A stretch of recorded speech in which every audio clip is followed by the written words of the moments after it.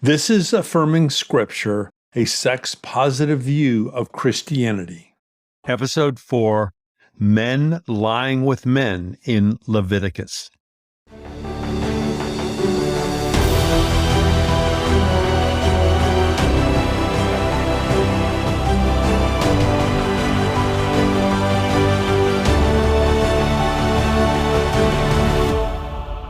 Episode 4, Men Lying with Men in Leviticus. I'm Elton Sherwin, your host for the series. Thank you for joining us.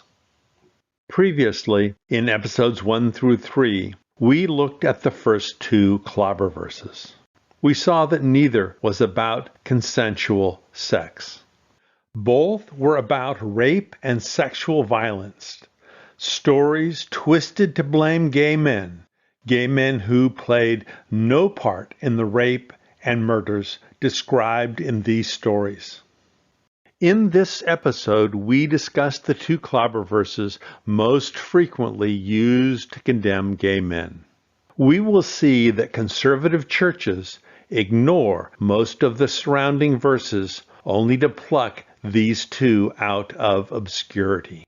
And gay Christians frequently agonize over these two verses. Here they are. Leviticus 18, verse 22. You shall not lie with a male, as with a woman, it is an abomination. And the second. Leviticus 20, verse 13. If a man lies with a male, as with a woman, both of them have committed an abomination, they shall be put to death. Wow. In English, and out of context, these verses seem very damning.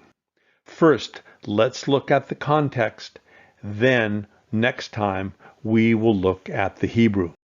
Leviticus bans over 70 activities, including the selling of land, the wearing of mixed fiber clothes, the trimming of beards, the mistreatment of foreigners, and body piercing.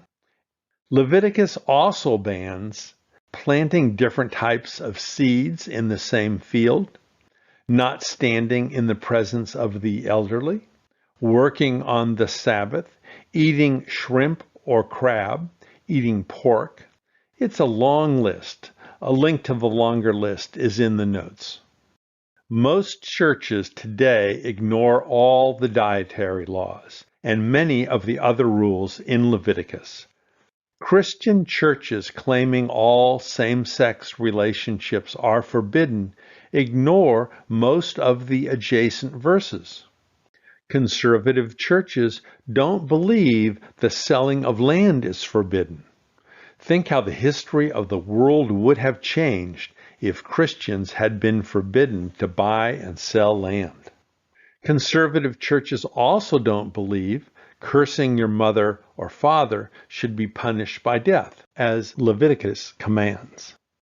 And conservative churches don't believe mixed fiber clothes are sinful. What makes men lying with men different?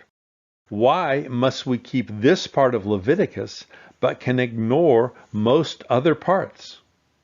There really is no satisfactory explanation. It appears to be a cultural and sexual bias. How do churches choose which Levitical laws to follow? Do not hold back the wages of a hired worker overnight. Leviticus, chapter 19, verse 13. This is universally ignored. I know of no churches that pay their employees daily. And then there is, do not cut the hair on the sides of your head, or trim your beard. Leviticus, chapter 19, verse 27. All churches ignore this rule and allow men to trim their beards and shave. Some churches even require their employees to have neatly trimmed beards, directly contradicting this Levitical commandment. And then there is, the foreigner, residing among you, must be treated as your native born. Love them as yourself, for you were foreigners in Egypt. Leviticus, chapter 19, verse 34. I have never heard of a conservative pastor calling for all foreigners residing among us to be treated as native born, obtaining driver's licenses, being able to work, receiving Social Security, and so forth. Then there is one of my favorites. A priest is not to marry a widow, a divorced woman, or one defiled by prostitution. He is to marry a virgin from his own people. Leviticus, chapter 21, verse 14. Almost all Christian churches violate some part of this Levitical rule. The Catholic Church bans most priests from marrying, even though it's clearly expected in Leviticus.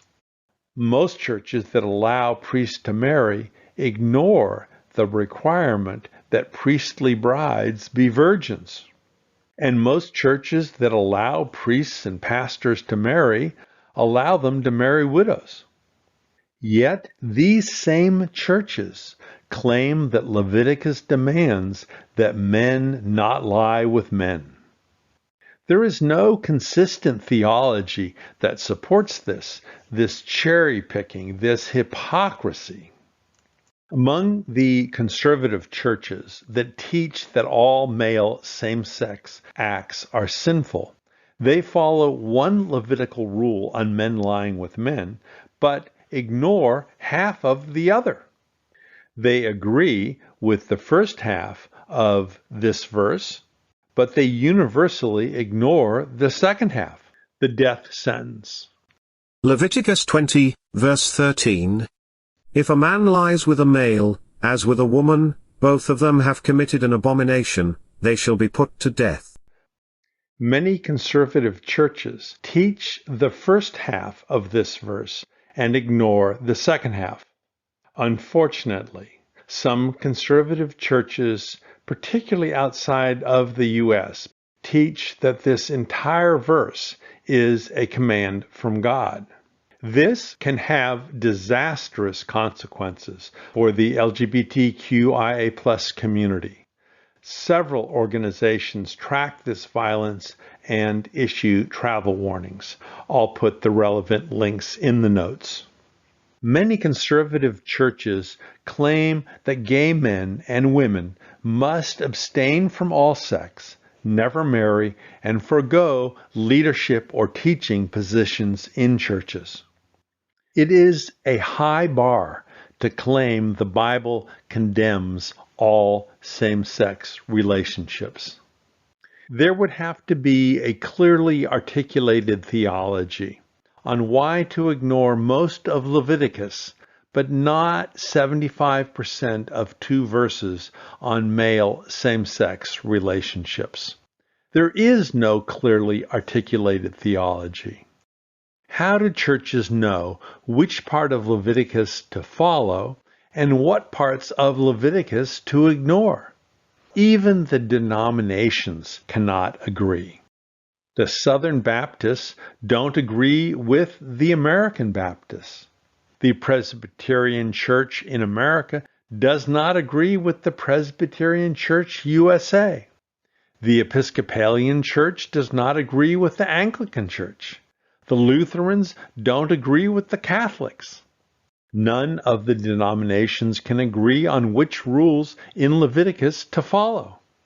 The inability of pastors and theologians to explain why 1.5 verses should be the law, but most of the rest of Leviticus should be ignored, undermines the entire case against same-sex relationships. There is no biblical case against same-sex relationships without these 2 verses. Why are these 2 verses, really 1.5 verses, so critical? Because the other 5 clobber verses are about sexual violence, sex with children, human trafficking, and Roman orgies. All things that should be condemned, but they have nothing to do with consensual same-sex relationships.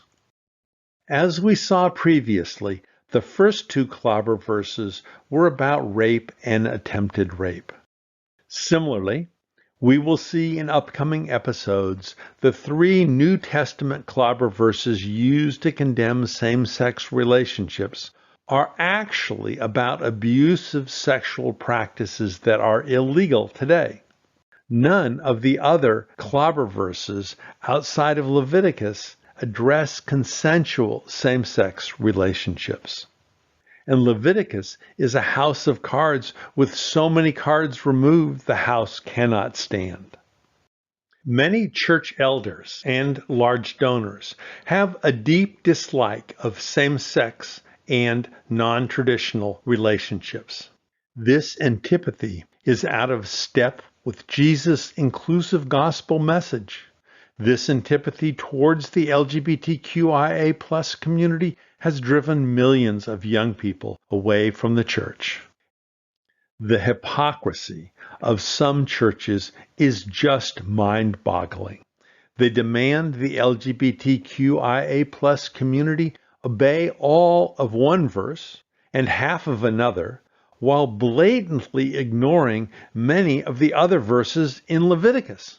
Verses that would cause the powerful and the wealthy to change their behavior. Join us next time in episode 5 as we uncover even more problems with these two disputed verses in the Levitical house of cards. And then in episodes 6 and 7, we will look at what Jesus said about sexual minorities. A lot more coming up. This is Elton Sherwin, and I am excited that you have found this series.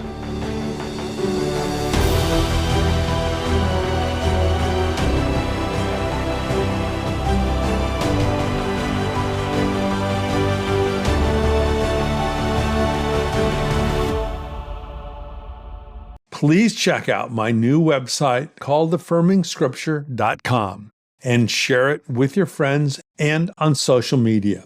That's affirmingscripture.com.